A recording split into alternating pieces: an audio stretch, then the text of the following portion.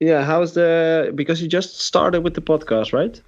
Yeah, so we've had 2 episodes now. The first one was just one of my mates who's a DJ, and the second one was Sam Helix, Mm-hmm. um, who's an A&R guy at this of Team MBL. Have you heard of Team MBL? Yeah. Yeah, he's an A&R guy there. So yeah, Okay. but then we thought, why not just shoot for the stars and sort of ask the podcast king in the industry? So, In the industry, is that so? well, you give a lot of help out and advice, don't you? So Oh, thanks. Yeah, it's I like to do what I do, and it's great to see that I'm able to inspire younger talents or other people to do stuff like this as well. Because I just think it's something that definitely works out for every artist if you start doing different stuff. definitely. So I suppose we'll just get straight into it then if we're Yeah, sure. Yeah. already going. So welcome everyone. This is Music Industry Interviews. We've got a very special guest today. We've got Joey Suki. What's up? So just for everyone that doesn't know who you are, just give them a bit of background information. Yeah, so actually, it's fun that you announced me as Joey Suki because that always has been my artist name. I've been a DJ and a music producer for over 10 years. Started out as a little boy who had a dream, and eventually made his dream his job after 10 years. I had a great music career. I've been touring the world. I've done a collaboration with Hardwell. I've played at Tomorrowland. Yeah, several other festivals, and eventually I ended up in a burnout. Um, Partly because I didn't like the touring life. I didn't like the whole DJ life. So I just became really, really unhappy. And that's when I decided to quit.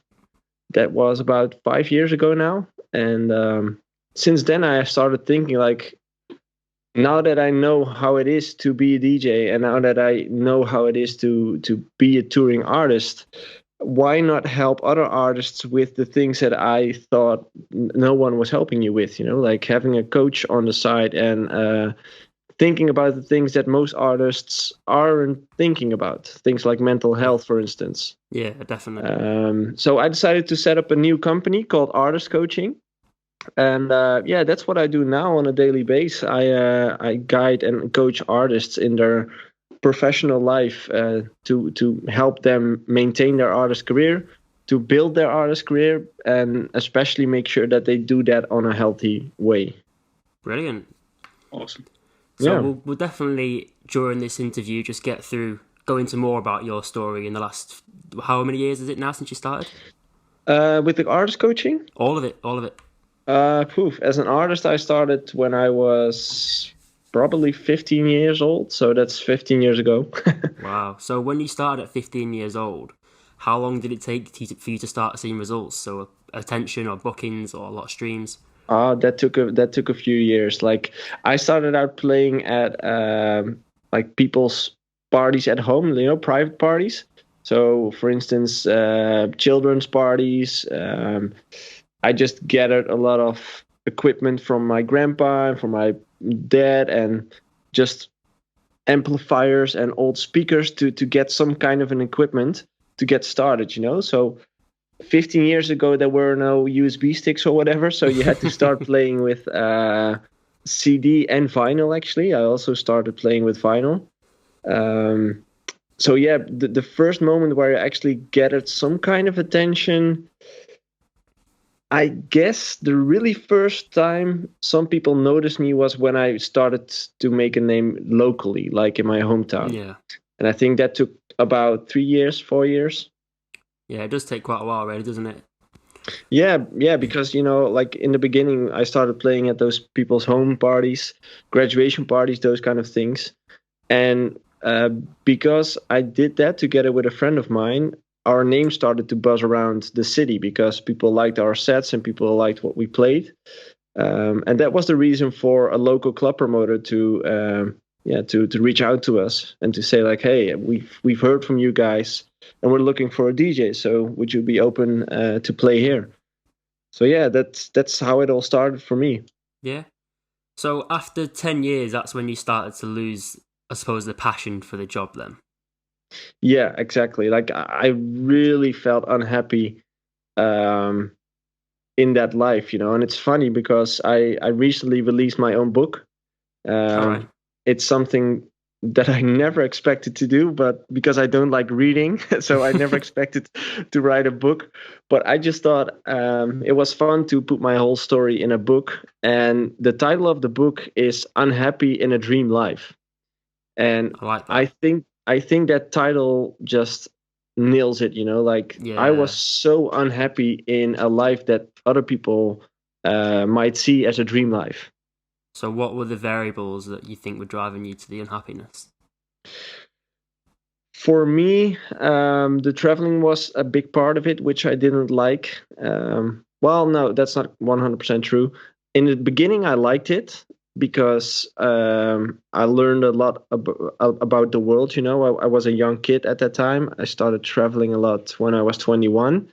So I learned a lot about the world. I met a lot of people. I've seen a lot of things. And the best thing about that is that people paid me to do it. It didn't cost me a thing. So I'm really, really grateful for that and all the experiences that I've gained throughout the years.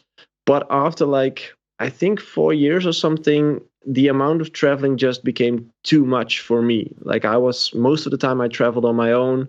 Um, yeah, I constantly was with different people who didn't really knew me. Um, all superficial relationships still. Yeah, Yeah. I just really didn't like being away from home that much. And yeah, that was definitely one of the biggest parts that, yeah, I didn't like anymore. Yeah. So would you So, say, sorry, go on, Jack. yeah, I was going to say, so do you think it may have changed if you had like a close team around you that would have been traveling with you at the time? Was that something that would have been possible, or did you want to kind of do it kind of alone, as you said? Well, no, it was. I did try to bring a few people every time, like especially when I started noticing that I became unhappy and unhappier. Hmm. I first started taking friends with me, Yeah. and that was fun, But in the end, it's your job, so it's weird when you bring friends every time because it's your job. So it's really hard to concentrate on the things when you have the feeling that you're on a holiday with your friends. Yeah. Yeah. So that really wasn't a solution for me. Then I started taking my booker with me on tour. It helped, but at the same time it didn't. So somehow I just didn't found something that fitted me and was the solution for my problem. Um, for me, the solution came when I actually already collapsed. Like I already hit it ground the bottom. Mm. And from there, I started going to a coach, and actually a career coach. And he let me do a test, like a career test and a personality test. And normally, those two things should match together. Like you should do a job that fits your personality. Otherwise, you're just As if, like, say you're more extroverted, then you're more suited for exactly, the DJ. exactly. Otherwise, you're just going outside of your comfort zone every day, which is unhealthy. Um, and when I did that test, like I filled in the career and the personality test, and they overlapped, but they completely mismatched. And to me, that little graph was an eye opener. Like that Yeah. was the answer to everything. Like that made clear to me why I didn't like all the things in the industry that I was doing. Mm. That made clear to me why I didn't like touring that much, or why I never really felt part of the music industry. I always felt like an outsider while I was doing great. So I never understood why I felt like an outsider while I was doing great in my career. Would you say then the whole burnout you had is similar to what happened to Avicii? Yeah, I definitely. When I was looking at his documentary on Netflix, I Yeah, we was saw like, that. "Holy shit! This is just one on one." Yeah. Common Uh, ground. I recognized so many things, the things that he said, the things that he did. Um, I recognized so many things that it was just scary for me to see. Yeah. So I watched one of your videos on your website, and you said you couldn't get used to the popularity and having people, want to come and see you. Yeah. So was the popularity part of the reason for the anxiety you felt in the club or the stage? Um, I don't think so. The thing is that I never understood why people could become a fan of me. You know, like I always thought like I'm this normal guy who makes music at his old bedroom, Yeah. and somehow now I'm Indonesia playing, and there's a dozen of people wanting me there. You know, like I never understood that whole concept because I don't think I'm a fan of someone that bad, so that I would travel somewhere to go to see someone. You know, of course I like someone's music or whatever, but being a fan like that, I never understood the concept. And it wasn't really a problem to me, to be honest, because to be really honest, I quite like it, you know, to be in the center of attention. I quite like it. I think I everyone likes suppose we it. all do a little bit, yeah. Yeah. Exactly. I think everyone would like it to be in the center of attention, to be treated well, to have your name in lights. Yeah, exactly. And I think, to be real honest, that's the part that I really liked, the on stage, like the 1.5 hour, the 2 hours on stage. Where you could but just kind of do your own thing and just kind of interact with the people that like obviously loved your music. That's kind of the best bit, isn't it? I would assume. yeah, exactly. And that's the thing I still like, you know, like playing as a DJ is still something that gives me a great feeling. But if you are operating on such a level, the amount of hours that come in before you get on stage and before you get home just go up and up and up. So at a certain time, like I needed to go to Indonesia, for instance, and I had to fly for 24 hours just to arrive, play an hour and a half, and like 5 hours of sleep, and fly back for 24 hours. Yeah, That's crazy. just that's crazy. Yeah, that is a lot of hours. Yeah, exactly. And that's the part that definitely took out the fun for me. You took a break from the industry, didn't you? How long was the break? I think 1.5 to 2 years, something like that. And what were the signs that you started to see that brought you back, or what did you feel that made you want to come back to it? Well, what not many people know, unless you've read the book because it's in there, but what not a lot of people know is that when I decided to quit DJing, most of my life collapsed. So I ended my relationship. I had to move from my apartment because I lived there with my ex-girlfriend. So everything in my life was just hit rock bottom. And that's exactly how I felt at that time. So I was looking for who I was as a person because I completely lost the connection with who I was as Joey himself, you know, like not necessarily Joey Suki, because I've been living the life of Joey Suki for 10 years, but I haven't been living the life of Joey. I completely neglected Joey. So it was really hard for me to find out, like, who am I and what do I like in life aside from the music thing? Because sure, music is something I like, but what do I like aside from that? And to find that out, that was the hardest thing to do, you know, because that's a long path. And the first thing that I started to do is I started working in a factory. And that was a great eye opener for me as well. Like, yeah, that took my feet back to the ground. Why? Because I was working with two older persons in the factory, like every day, the whole day long, and like because I didn't have anything to do than the job I was doing, which was putting price tags on clothing. I had to talk with the people next to me, and those were the two persons I was working with. And the fact that they were thinking so differently about the world, and they have been in such a different environment as I have been in the last couple of years, it was so refreshing for me to see like a different side of the world, you know, like to see a different side of living. So you learned a lot from them too. I learned a lot from them. Like in hindsight, those two people might have operated as my psychologist. Are you still in contact with them all? Yeah. Actually, my new studio it's like a few kilometers. I'm not sure, miles, kilometers. Yeah. Away from my old job. Oh, So every right. now and then I try to go by and have a coffee in their break, and it's really fun because they are the nicest people on the planet. And I actually told them that what they did for me, and they never thought about it. Like just something they Yeah, did. something they can just say in passing can have such an impact. Yeah. So yeah, working at that factory opened up my eyes again to see like, hey, there are more things in this world than the world that you've been living in for all those years. Yeah. So And I guess that's kind of like quite an important point, because I think from what you're saying, it kind of almost seems like you were living as Joey Suki, the brand, not Joey Suki, the mm-hmm, person. So I think mm-hmm, that's kind of really important for the listeners, because you have to, like you say, you have to kind of find things outside of music that when you kind of hit a low point, you can use that to kind of bring you back up, I guess. 100%. Like um, if I look at myself in hindsight, what went wrong? The reason why I got into a burnout is because I completely disconnected with myself. I was living the life of Joey Suki. Like I created this second personality inside myself, which completely took over.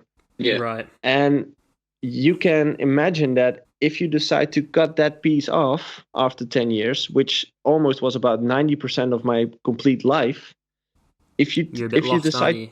exactly if you decide to take 90% of your life and you cut it off, what do you have left? Like I had 10% left, and from that 10%, which was my relationship and my apartment, which also got away in like those months, I ended up having like 5 to 2%. Yeah. So I was completely lost in this world, and that was scary as hell because it's really frightening to see like if you don't know who you are. So what were the things that brought you back to music then? Well, after working in a factory, after working there for like a few months, I already knew when I started working there, like, you know what, this is just a temporary thing. I'm a guy with a lot of ambitions, and I know this is not going to be my end station. So I knew like this is just a temporary thing. Eventually, I ended up working there for 6 months, and during the end of the period, I started feeling like, hey, the passion for music, or at least the interest in the music industry, is coming back. And that was the moment where I got an invitation from a company, a music label called Be Yourself Music. And they asked me to come work there as a product manager on the label side. So that was the perfect way for me to get back into the industry, but on the background, like not in front of Yeah, from a stage. But different angle. yeah, exactly. So that was the perfect moment for me to get back in touch with the music industry. So I decided to go work there for a year as a freelancer. And actually, during that year, I decided to start setting up artist coaching on the side, just as a side hustle, actually. Yeah. And when I started setting that up, it just rapidly started growing. So, and actually so quick that I ended up doing the first coaching calls on my way back from work in the car. uh, so when that started happening, I started noticing like, hey, you know what? I'm getting too busy. Artist coaching is doing too well, and I really feel like this is something I'm passionate about. This is something I like to do. And the opportunity was there. Like there was enough business for me to make a living off. So after working 1 year at the label, I decided to go back working for myself and go all in on artist coaching. Brilliant. So do you miss DJing at all, or? Actually, sometimes, like, I only miss it when I'm in the environment itself. When I'm in a club, or when I'm in a festival, or when we play some loud music at home with friends or whatever. At those moments, I feel like, wow, It was DJing good, is yeah. exactly, it has been good. And I must have yelled like a dozen times, like, you know what, I'm gonna start DJing again. But like 1 minute later, I decided, no, no, that's not gonna work. So yeah, it's still there, and I know it's still a passion of mine, and I know I still like it. But my life has changed because I wanted to change it. I've decided to change my job. I've got a little baby from 1 year old. I have a new girlfriend. I bought a new house. So working in weekends is not Next something I chapter. would exactly. Yeah, and working in weekends and late nights is not something I'm looking for. So Yeah. I don't see myself going back into the DJ life. So just to close off on the whole DJing story then, which was your favourite gig if you've got one? The one that really stuck with me was the one in Belgrade in Serbia. And it just, maybe it was because we went there, a friend of mine came with me. Maybe it was because we went there without any expectations at all. Yeah. And that party was crazy. Like luckily I have some video footage of it, so every time when I look back I was like, holy shit. It just, like, I think it's around 2,000-3,000 people. I think 2,000 people in like a silo. And it all felt a bit, how do you say it, like surreal. Yeah, like a bit, it all felt a bit illegal, but it was a legal party, you know. Oh, right. Okay. And it was crazy. Like the whole set, an hour and a half long, people from the front to the back started screaming, jumping, yelling. It just didn't stop, you know. With most crowds you have parts where the energy is lower, and with them it just didn't stop. So that was crazy. Sounds Awesome. it. Yeah. So now you're an artist coach. What is the day-to-day life now of an artist coach for you? What does it entail? Well, right now I have the life which most people might call the boring life. Well, it depends how you look at it, doesn't it? Yeah, exactly. Like I see the life that I have right now as perfect. What a day-to-day looks like. I work for myself, and that means I have a lot of freedom. So I can decide whenever I want to work, where I want to work. I'm not necessarily nailed down to a certain location. So as long as I have my laptop or my phone, I can work. Yeah. Sometimes I start early in the morning because I always wake up early. Sometimes I start later. Sometimes I work in the evening. Sometimes I don't. But I try to manage to keep my working hours between Monday till Thursday. That's good. So you got a 3-day weekend then. Yeah, because Friday is my daddy day off. No. Yeah. Getting that balance in. Yeah, you know, I think it's important, especially the first years of your child. So much is changing so quickly, and it's my first kid, so I've never experienced it before. I just thought it was an important moment for me to spend more time with my daughter. How are you finding being a dad? Is it challenging or is it? Well, funny enough, I really like being a dad. It's great. All the cliches are true. You But got a boy or funny a enough, girl? I got a girl. Yeah. But funny enough, a few weeks ago, I started talking with a friend of mine. Like he asked the same question, like, is it challenging because you're running your own business? And a few weeks ago, I've set up my second business. So he said, like, aren't you too busy? Like, if you only work 4 days a week with two businesses, like, how do you manage to do that? And I actually don't know, like if I look back at the last year, like especially when my daughter was born, that was a crazy time. And somehow I managed to not even maintain working, but I even grew the business in that period. So I really don't know. The only answer I can give is that I like to work really efficient. All the things that I do, I try to make it work so efficient as possible. So maybe that helps, I'm not sure. So apart from the doing the artist coaching, you give out a lot of free content, a lot of free podcasts, just to give back to this music producer community. Mm-hmm. How many people collectively follow all your content? Do you know?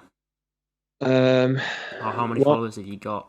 My Instagram doubled in the last half year. I went from 5 to 10,000. Well, almost 10,000. I'm just a couple of hundred away, I think. Facebook is approximately 80,000. YouTube almost 4,000. And Twitter. These are all looking at your content and taking it in, and the free podcasts and all that lot. Yeah, exactly. Yeah. You've got a team, haven't you, on the artist coach? No, Have you not? no. Oh, you mean the extra coaches? You mean? Yeah, the Yeah, coaches. yeah. I have some freelance coaches that I work with, which are actually old colleagues, so big DJs who are still in the industry right now and who are doing really well. Um, why I decided to, well, put them on the roster is because aside from having a talk with me every now and then, I think it's valuable for everyone to have a talk with a guy like that sometimes, Yeah.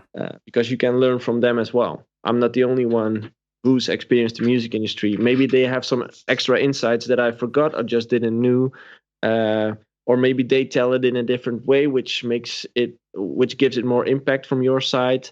So yeah, that's the reason why I added them. Do you assess new clients and then match them up with who you think would be the best fit for them, or do you just have all your clients get a bit of time with all the team?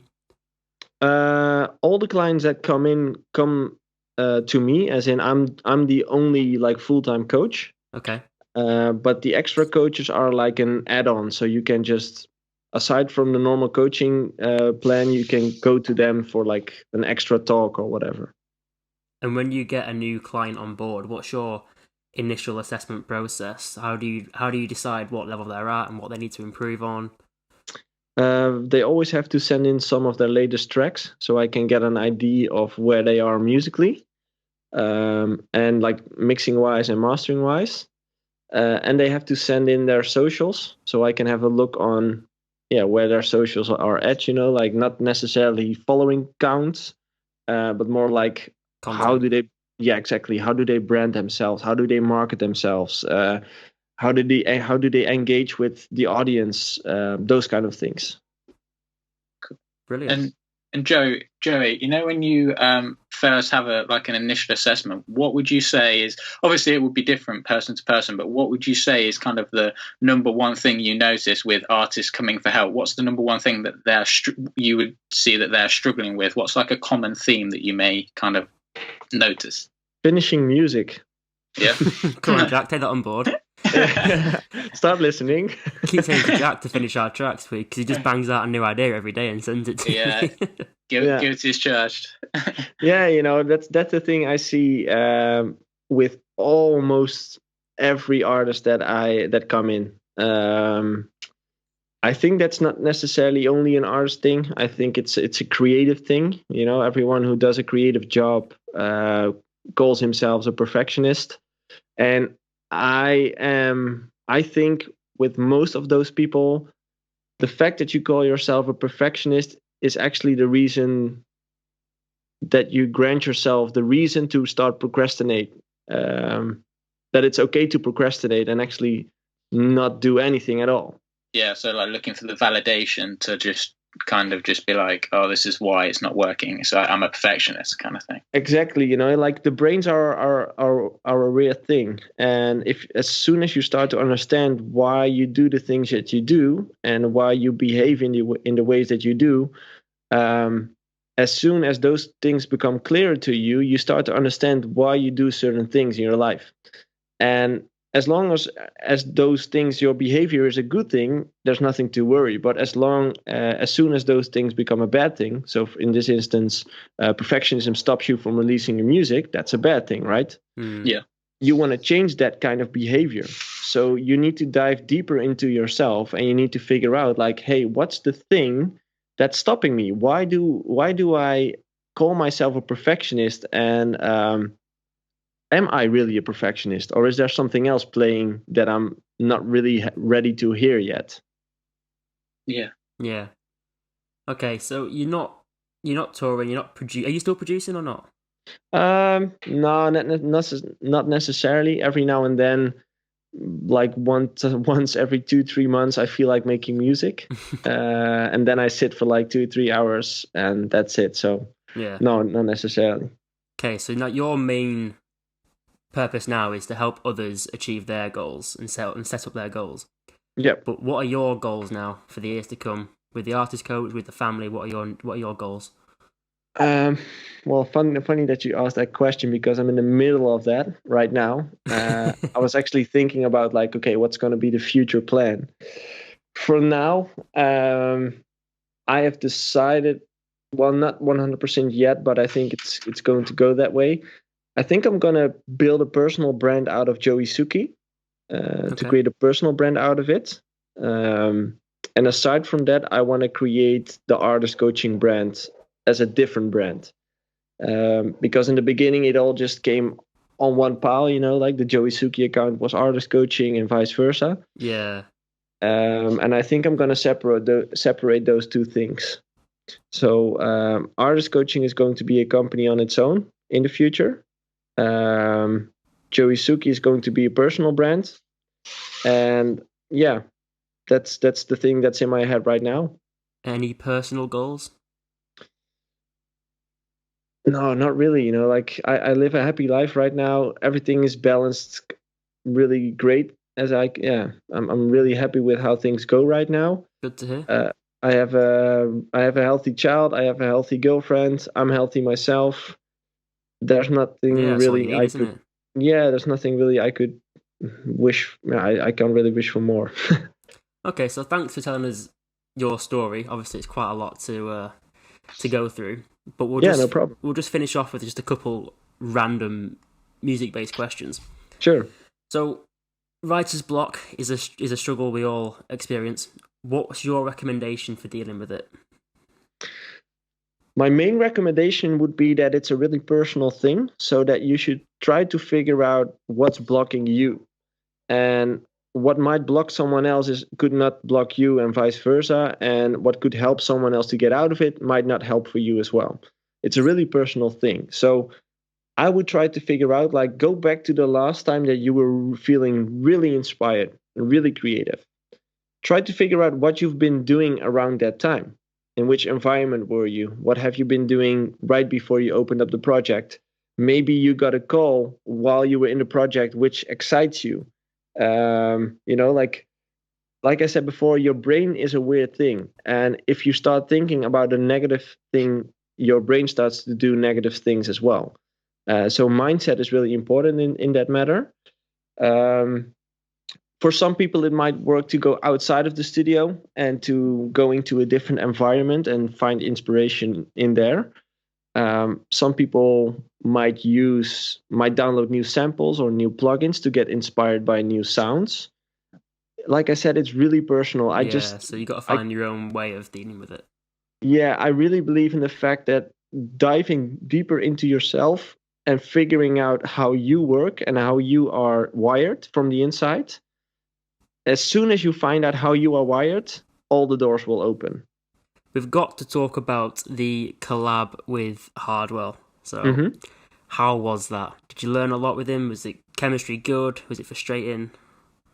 Yeah, that was great, of course. At that time, I was at a different level in my career. Things were getting started. And somehow, I made a track that day. I made the drop. And I couldn't come up with a decent break to it. Like, I just couldn't come up with something. And somehow I ended up on the phone with him. I'm not sure if I called him or he called me. I'm not sure. But somehow I got on the phone with him.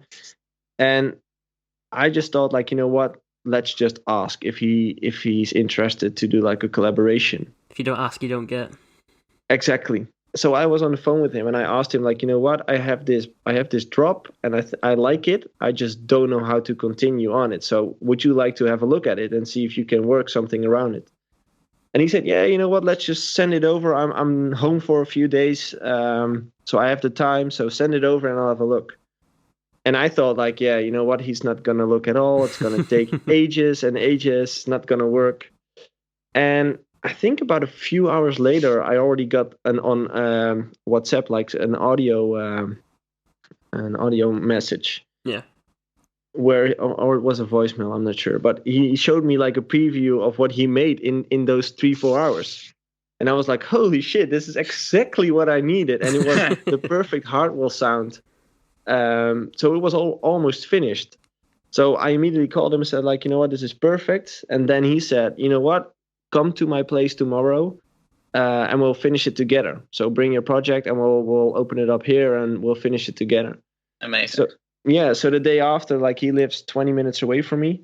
So I got into the car, brought my project, and we ended up sitting in the studio the whole day and working on the project. And that was a great experience. So were you friends before, or was this just you just knew of each other and then you just asked him? Yeah, exactly. We knew each other from the music, you know. I've released a song on I think his publisher, his old label manager, got us into contact. Matthijs van Welzen is. And he started playing my songs. I started playing his songs, and that's how we got in contact with each other. But we weren't necessarily friends or something. Okay, Jack, have you got any questions? No, I think we've summed everything up really well. All right. So just to close off, then, Joey, what advice would you give to a new person that wants to get into the industry? Don't overthink everything. As in, with music, the same with perfectionism, all those things, overthinking, perfectionism, those are things that are stopping you from getting what you actually want. So try to figure out, work on yourself, like try to figure out how you're wired from the inside so that you can manage, stop overthinking and not being too much of a perfectionist, and actually start building an artist career, because I think most artists are their own worst enemy. I agree with that. Yeah, I was speaking to Jake this morning, and although there is a lot more to it, I was saying to Jake, all it really is posting good and consistent content on your socials and kind of making good music. And I know that sounds really simple, but I think we kind of sometimes we get too bogged down in the little details of like, oh, is this compressor on the right threshold and stuff like that. Yeah. I think it's really important to sometimes just kind of remove yourself out of that. So yeah, I think that's a really good point. Yeah, exactly. You know, like we tend to make things harder than they are in reality. And in the end, like you say, it's just making music that you like, putting it out on a consistent base, and make sure that you promote it in the best way possible. And you'll get noticed, definitely. Yeah, and somehow, somewhere, in some kind of amount of time, you will get noticed by some crowd. The difference is, how big is that crowd going to be, and how much effort are you going to put into it? But eventually, like if you start releasing your music, something will happen. But it might not be the thing that you were hoping for, you know, like it might not be the 1 million streams that you were hoping for. But that's just all has to do with managing your expectations. Yeah. If you just release your first track, you simply can't expect it to become a number one hit. Yeah. So yeah, managing expectations is also part of it. All right. Well, thank you for coming on today, Joey. We appreciate it. Yeah, no problem. Massively. Thanks for the invitation, and good luck with the podcast. I really appreciate you setting it up. Yeah, thank you. Just let everyone know where they can find you. You can find me on all the socials under Joey Suki. You can always send me a message there if you want to. And if you want to know more about my story as an artist, like I said, the book is out. It's free, so it's free of charge. Oh, wow. You can. The audiobook is on Spotify, YouTube, all those streaming platforms. And the ebook is on my website. I'll make sure I put a link in the description for you guys so you can go ahead and listen or read that. I'm sure it'll be an amazing read. Great. Thanks, man. All right, well, thanks everyone for listening. We'll be back again next week with another guest, so we'll see you all later. See you soon, guys.